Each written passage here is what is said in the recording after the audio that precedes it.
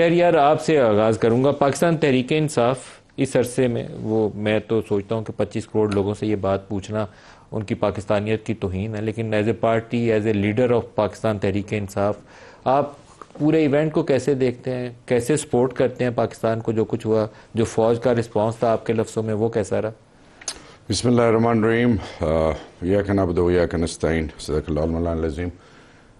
بہت بہت شکریہ. میں ایک بات جو پوری قوم کو، کہ حق اور سچ کی ہمیشہ جیت ہوتی ہے. پاکستانی قوم کی غیرت کو، جذبے کو، صبر کو سلام ہے.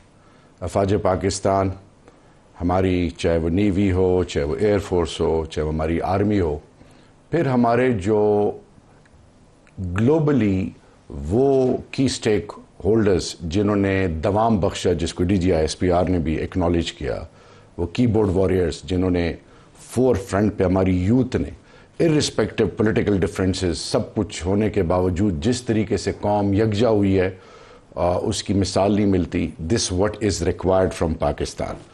ہم جب بھی آزمائش میں آتے ہیں، ناگانی آفت آتی ہے، زلزلہ آتا ہے، تو قوم جڑ جاتی ہے. اللہ سے استدعا ہے کہ ہمیں 365 ڈیز ایئر اور 24 گھنٹے مسلسل ہمیں اللہ جوڑے رکھے. اور یہ جو میسیج تھا بہت ضروری ہے. میں اس کے پازیٹیو امپیکٹ یہ بتاؤں گا کہ میرے بچے متنفر ہو گئے تھے. they never wanted to live here. مجھے فورس کرتے تھے کہ پاکستان بابا یہ جگہ رہنے کی نہیں. اللہ میرا گواہ ہے کہ میرے بچے میرے گھر میں، یہ جو 10 تاریخ ہے، یہ صبح اس نے ایک نیا دوام بخشا ہے، ایک نئی روح پھونکی ہے. اور پازیٹیوٹی اکراس پاکستان میں نے دیکھی. میں نے باڈی لینگویجز دیکھیں، بہت مثبت ہے. اور میں ایک سٹیپ اور آگے جاؤں گا. اس کو ہم نے اپنے گھر کو اور ٹھیک کرنا ہے.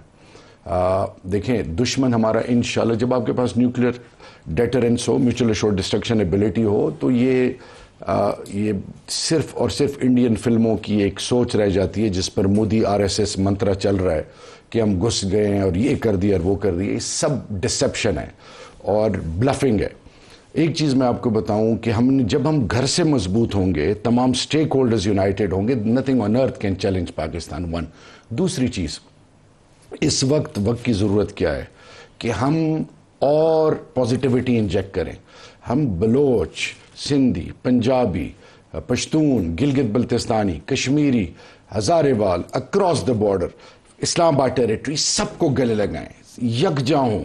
ہم فارگیو اینڈ فارگیٹ کریں. جو ہو چکا اس کو سائڈ. ہاں، لیگل پوائنٹ آف ویو سے عدالتوں میں سب کچھ ہوتا رہے، بٹ پاکستان کی سوورنٹی، انٹیگریٹی اور پاکستان کی بنیادوں کے لیے ہمیں آل آؤٹ جانا پڑے گا.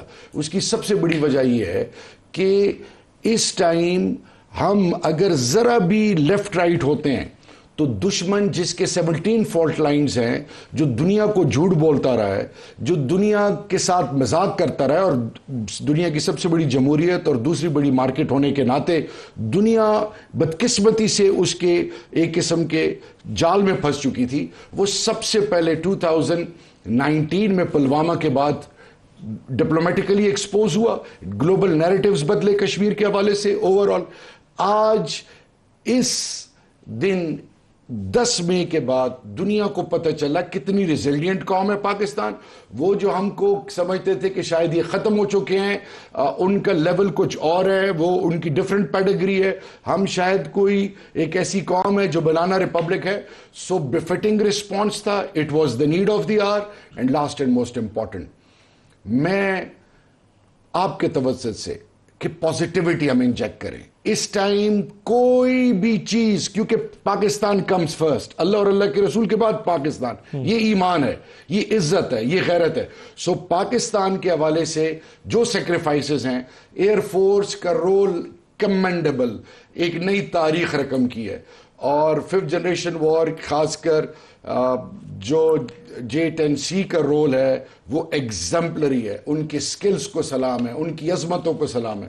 میرے شہداء، اور پھر وہ مائیں، اور ایک میسج کہ وہ مائیں جو اپنی اولادوں کا پتہ کرتی ہیں ہندوستان میں کہ جی پتہ کریں یہ کیوں ہماری اولاد شہید ہوئی ہے، ابھی ہم مارے گئے ہیں. پاکستان کی مائیں کیا کہتی ہیں کہ ایک نہیں جتنے بھی بیٹے ہیں وہ درتے ماں پہ قربان، اور میرا لیڈر کیا کہتا ہے کہ میری زندگی سے بھی زیادہ اہمیت افواج پاکستان کی ہے. تو ہم سب یونائٹڈ ہیں، اور میں پلیز آپ کے تھرو ایک اور ضرور میسج دوں گا، خدا کے لیے وہ جو اندر بیٹھے ہوئے جو کسی طریقے سے ڈویژن یا کنفیوژن پھیلا رہے ہیں نہ کریں، یہ بدنیتی ہے اس ملک کے ساتھ.